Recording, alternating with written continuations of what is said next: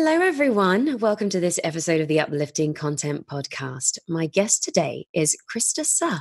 Krista, thank you for joining me. How are you?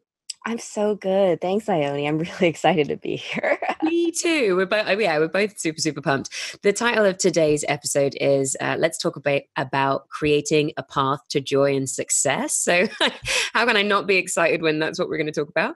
Yeah. But I love to start these interviews by asking my guests to share whatever it is that you'd like to share with the audience about yourself, what you do, your story, anything that you feel compelled to share. Sure. Well, my name's Krista Suh. I live in Los Angeles, and probably I see myself as an overall artist, but probably my biggest claim to fame is that I'm the inventor of the pussy hat, which is a handmade pink cat ear hat that became the emblem of the Women's March. And women all around the world have created it, made one themselves, given them away, and worn it. And it's been a really lovely community that has sprung from that. I'm also a screenwriter, and I'm the author of a book called DIY Rules for a WTF World. And the subtitle to that, I think, actually gives people more of a guide of what it is, which is how to speak up, get creative, and change the world. And that's kind of what I am about. That's exactly what I'm about. So Yay! perfect alignment. Yay. Tell me a bit more about Pussy Hat, because it's fascinating, and how that came about. Sure. Let's see.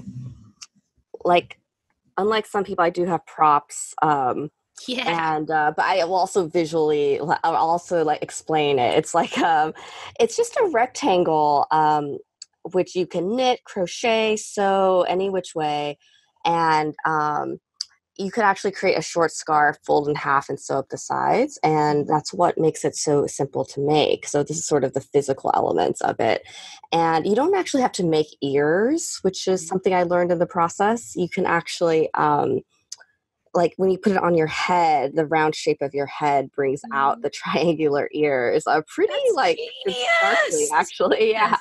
So she's got a rectangular hat that when you put on it, it gives you the pussycat ears too. Yeah, exactly. So it was a really simple project for anyone to make. And that's kind of the genesis of it in a way too, because when I heard of the Women's March, I knew immediately I wanted to go. But it wasn't... that was actually my first march, and I wanted to do something more than show up if I could. I was trying to figure out what I could wear, what sign could I hold up to really just make a splash, a difference, because our world is so visual nowadays. It's can I do something where if it gets photographed, it just can go all around the world? I remember I was so moved by a picture, I believe from South America, at a protest where a woman was applying her lipstick in the reflection of a riot shield. I thought, oh my God, that's so powerful. Yeah. And I was trying to do something along those lines, but I actually could not come up with anything until I realized, I'm a longtime California girl, and I was going to be really cold in DC in January. I'd have to totally rethink my outfit, because in LA, I just never even check the weather, really. That's how blessed I am, I guess. 17, 20. So that got me thinking that, I could, I'd have to wear a winter coat, really stuff the cracks of the coat, because I have lived in cold weather where it's you have to put in a scarf here and gloves and a hat. And because I'd been obsessed with knitting at the time, I thought, I could make my own hat. And that's when I was onto something. Oh my God, to make your own protest gear felt really meaningful, with your own hands. And the next step was that I am a beginner knitter, which is why the design is so simple. It's simple. Brilliant. Right. And I thought, gosh, if I could make this hat, anyone could. And that's the lightning bolt moment where I realized if I could get help writing a pattern and sharing it,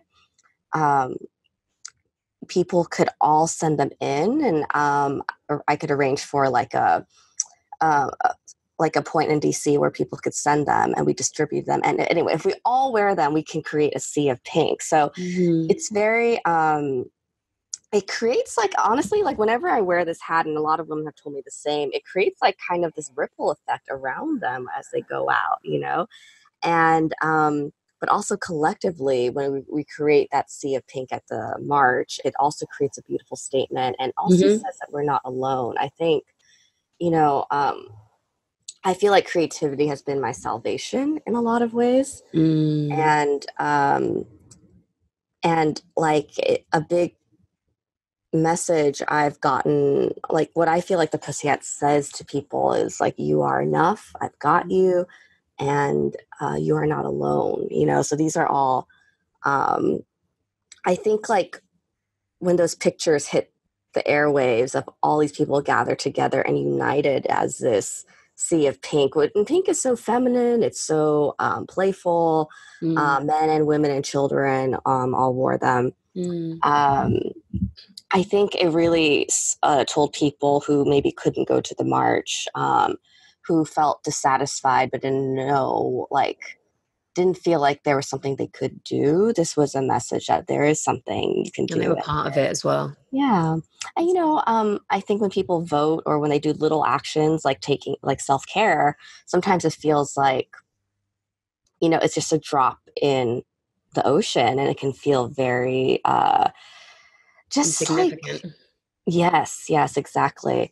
And, but I think like sometimes there's these moments like these, like when the pussy hats all come together, when you realize like, oh, like everything I do does count towards something. You know, I don't always get to see the, you know, Mm-hmm, the mm-hmm. outcome 2 months later or the next day, Mm. but it's, but you know, what I do does make a difference. Yeah. I agree, and I try and encourage people to do what they can as well, and just the be the change you want to see in the world. That as a quote, I found so much peace with, because Yeah. there's so many things that are going on in the world, and it sometimes is overwhelming, and you just think, what difference can I make? And it's just having to be be the change that you want to see in the world. If Right. everyone is that change, and it's understanding that what really makes me sad is when people are like, oh, my vote doesn't matter, or nothing I say will matter, and I'm like, you've given up, and it's an excuse to kind of like, it's easier to like not do anything and just say that it's not Right. worth it, I'm just going to give up, I'm not going to do anything, Mhm. than to just get up and do something. And so I always say, I'll keep fighting for, even if I've got no chance of success, I'll still do something about something that I care about. And I'm like, but it just, I find it really sad that we kind of live in a society when people have had their power taken away from them, or been led to, and it's just a belief, it's just a belief Right. that they Yes. have, Yes. that they are not worthy, that they can't make an impact, that they don't have power. I find that really hard, but then it's just beautiful that when we see these examples of when people stand together, what Yeah. happens. It's like, yes, come on everyone.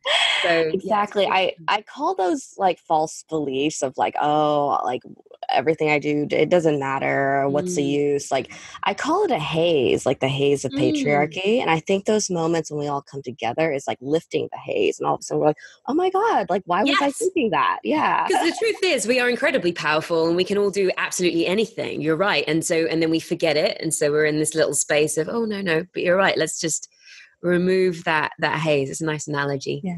So you have kindly offered to give away a couple of copies of your book, which is Yeah. exciting. Yay. Thank you. DIY rules for a WTF world.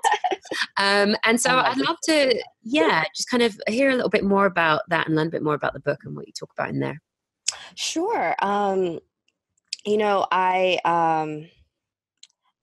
was really moved to write this book because I think I'm really proud of coming up with the idea for the pussy hat. It's amazing, yeah, but Mm. I actually think it doesn't make me special. Actually, I Mhm. think everyone has great ideas all the time, and yet if we don't really nurture them. And I think, in fact, instead of nurturing them, we squelch them, you know, right out of the gate. Mhm. Like, Yeah. oh, like, I don't have experience for that. Oh, people won't like that. Or at least some people won't. So what's the use? Or, you know, whatever. Right. And it could be very scary. Um, but I think what makes me weird or special, or, have some, like, maybe I have something helpful to say in this book is, um, how the fact that I've learned how to nurture my ideas, because I think people have great ideas all the time. I think of it like, you know, um, there's this scene in the movie Amelie where she is on the rooftop looking out over Paris, and she's wondering, because she's so whimsical, right? Like, how many people are having orgasms right now? Mm. And I think, like, they show a quick montage. She's like, oh, 8, and I think that's what ideas are like. Like, people are having great ideas right now. Like, as they Mhm. listen to this podcast or watch this video, it is, people are having great ideas. Mhm. Um, and I think the next step is like, are you squelching that idea or nurturing that idea? And I do think, I call it patriarchy, that haze of patriarchy, but you could call it illusion, anything of like that idea that, like, for some reason your ideas aren't good enough. Mm. And I wrote this book to try to help lift that haze and show you that it's not true. And I do think the next revolution is, people, particularly people who have been oppressed, start like actually nurturing their ideas instead of squelching them. Because Mhm. if you think about it, patriarchy is really invested in us keeping quiet and keeping, like, really being really hard on ourselves, because Mm. we're easier to control. Mm. Um, at the beginning of the book, I talk about how, like, patriarchy is really clever because, um, they don't need to assign like a 6'4" white man to like loom over me and tell me, like, Krista, you're stupid, right? Mhm. I already have that voice in my head. Like, we've all become Mm. self-policing in that way. So, Mm. but the beauty of that, as you pointed out earlier, is that because it's in our own heads, we can also take the steps to, like, reclaim that acreage Mhm. in our minds and create a better world right there, then and there. And it Change does the create this stories. contagious effect. I really believe that. Has a what Like, effect? Sorry, or did I interrupted you? a contagious effect where it's like, Mhm. if I heal myself, if you heal yourself, you then heal the friends around you, they heal the community around them, they heal the Mm. world. It is like this expanding thing. So, I do think, I talk a lot about self-care in my book, because I do think that it's so easy to disregard it as frivolous or not important enough. Mm. And I think, like, women especially are fighting for the right to choose, right? Which Mm. usually refers to reproductive rights, which I believe is very important. But I think what we all sometimes forget is that we have the right to choose in many respects, including what we choose to find important. I think there's this idea that, um, what's important is deemed by these external factors, and sometimes we agree with them and sometimes we don't. And in fact, if you are a person of color or if you're a woman, um, a lot of times suddenly, I mean, it's true of all people that sometimes we all have had times where we feel like what our issues are or what we find fascinating isn't important enough. Certainly, like, a lot of people thought the pussy hat was very frivolous, just like so many people think their own self-care is frivolous. So Mhm. I just want to explore why that is and maybe Mm. heal that, because I think that Mm. could make a huge difference collectively.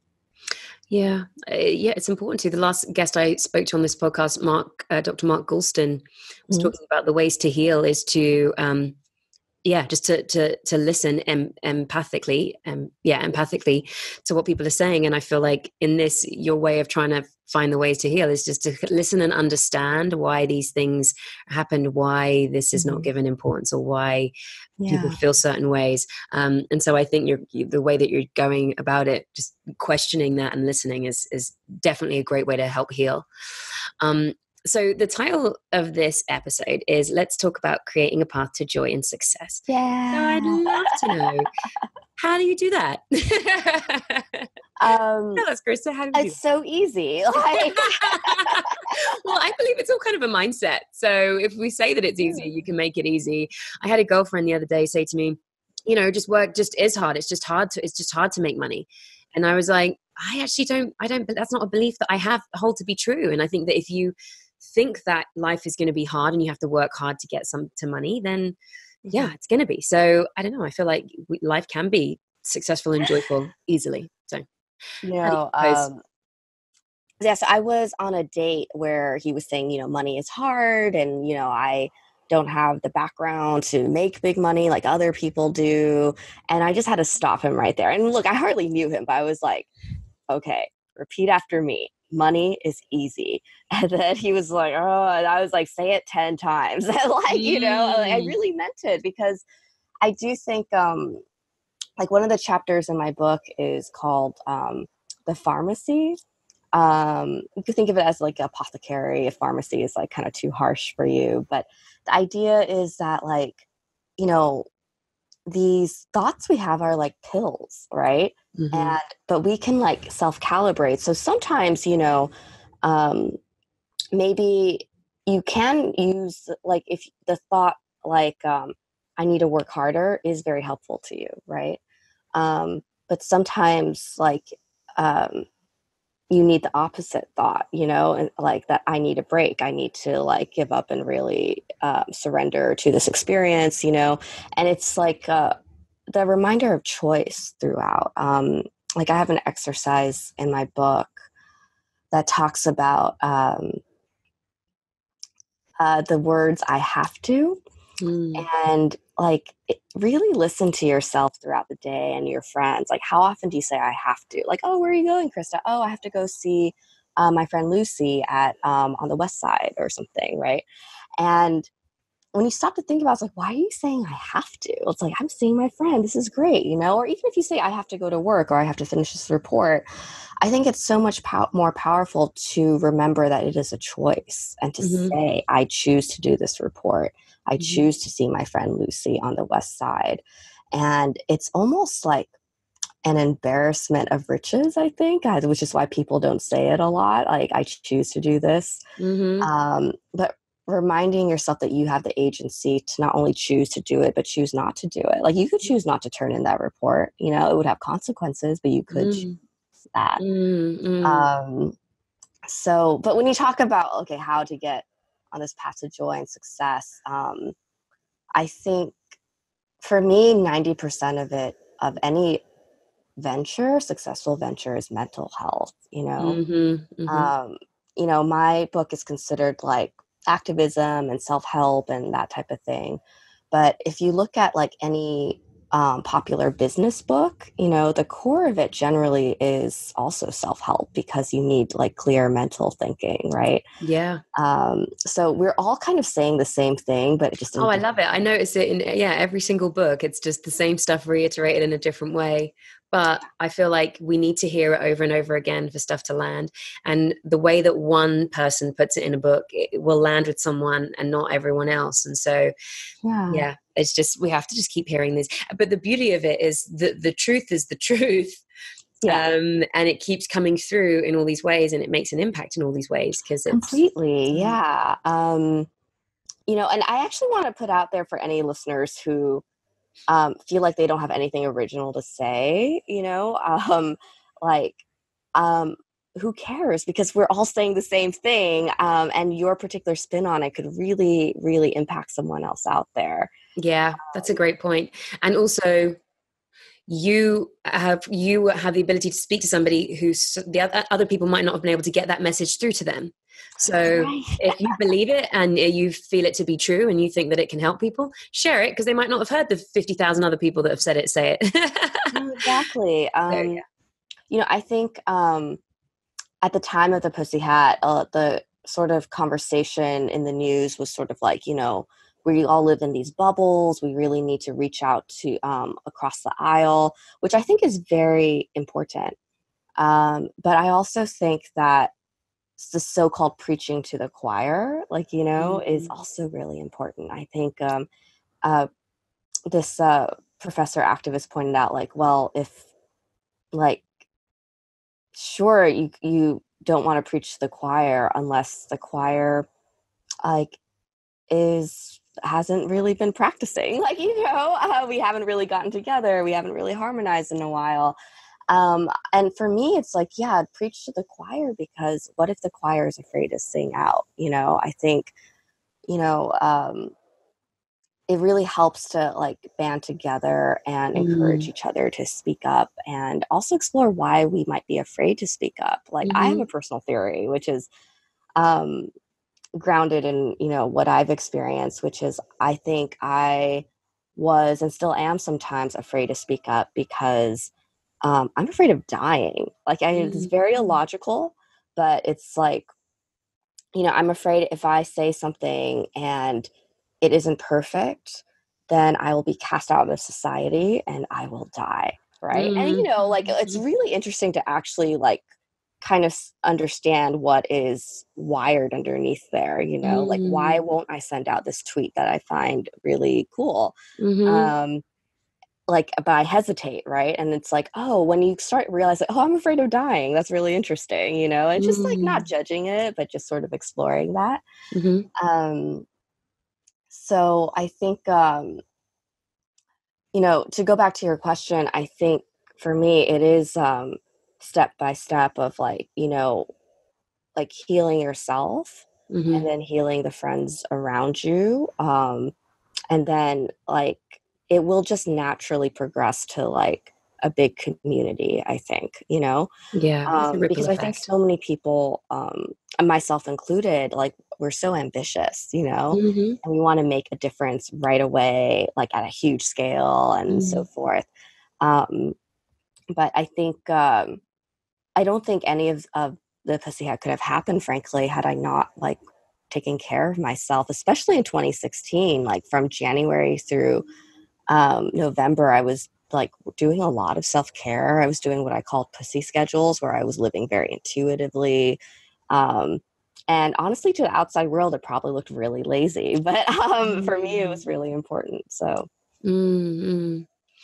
So, just to finish off with, how could people find out more about you, and what's next? The books just come out. Have you got other things happening? People can yeah, connect with you. I'm trying to come up with fun tools. So, probably the best place to find me is my website, kristasuh.com.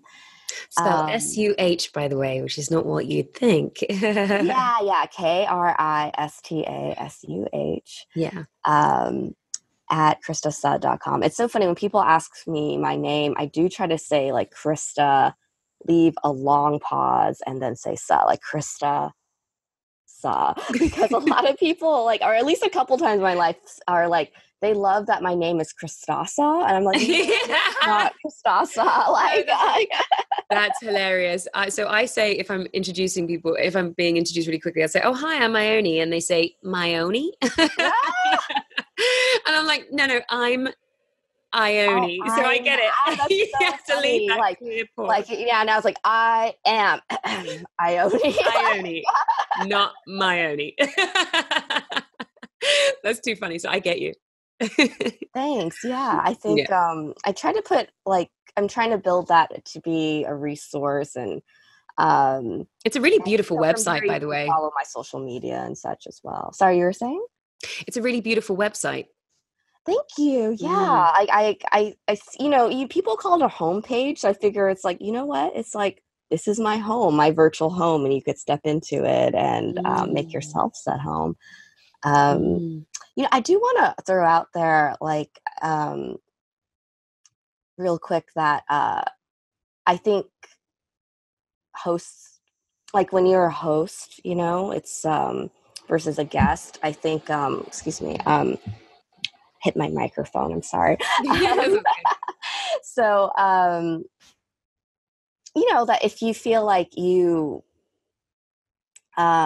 need to, I mean, so many people want to feel like they have purpose, especially with all the activism that's going on.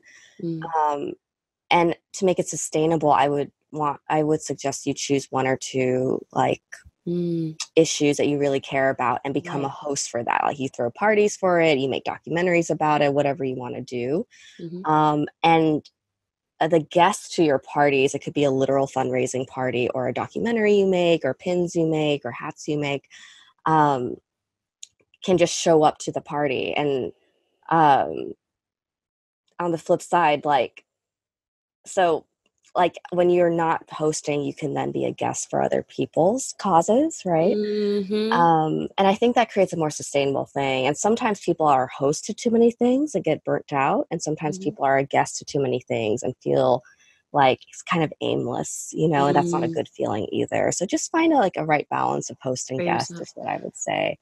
It's a really great advice, because I was speaking at an event this weekend, and my talk was about the power of influence, how to make an impact and spark change, which is pretty much what you're all about too. And I was going through my talk, and at the end I talked about the importance of building a community, because there's power in people and bringing people together to take a stand. And a girlfriend of mine was just saying, that's cool, but not everybody wants to, build a community. That's not everyone's thing. And it's kind of like this, what you're saying about the host and the guest thing, but what she said, and which I really loved, is it's just important to do something. And I like what you said about finding your balance. It's important to do something. You don't have to be the person that sparks a movement of millions. You can be the person that finds a movement that you like and get involved in it however way you can with whatever skills you have. So I think that there's sometimes it might seem quite intimidating to people, when you've got these leaders and strong characters and people that kind of want to do that, and you're like, well, I'm not really that. But again, you can still make a huge impact and make a difference, even if you are just being the guest, at someone's party. So I think that's a really beautiful message to end on. Thank you so much. Thank you for having me. And please come check out my website, check out the book DIY Rules, and I hope you're the lucky winner of it too. Me? Maybe I will be. Yes, everyone. So we've got the sign up link for the giveaway will be in the show notes, as well as all the links to link to Krista's website, which I really strongly recommend you check out because it's beautiful. And then we'll tag her in the appropriate, wherever you found this, she'll be tagged on socials. I so appreciate it. Thank you so much. My pleasure. Guys, lots of love to you. I'll see you, or you will hear from me next week. Bye.